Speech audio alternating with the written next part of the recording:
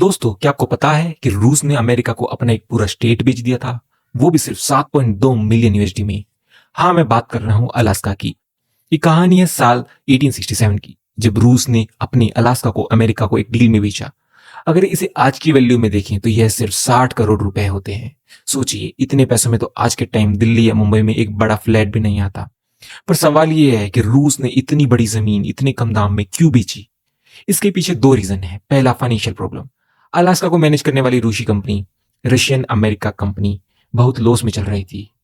वहां पर ट्रेड लगभग खत्म हो चुका था और दूर के इस इलाकों को संभालना भी बहुत एक्सपेंसिव हो रहा था। दूसरा बड़ा रीजन है पॉलिटिकल फियर। रूस कुछ साल पहले ही क्रीमिया वॉर में ब्रिटेन से हार गया था।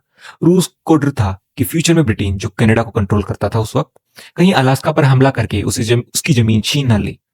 तो उन्होंने सोचा, क्यों ना इसे अपने एक दोस्त अमेरिका को बेच दिया जाए। इससे ब्रिटेन से भी छुटकारा मिल जाएगा, कुछ पैसे भी मिल जाएंगे और अमेरिका जैसे दोस्त को खुश भी कर देगा। और अमेरिका में वहां के secretary of state William H sword इस डील के सबसे बड़े सपोर्टर थे, लेकिन ज्यादातर अमेरिकन इसे स्वॉर्ड्सफुली यानी स्वॉर्ड की बेवकूफी कह रहे थे।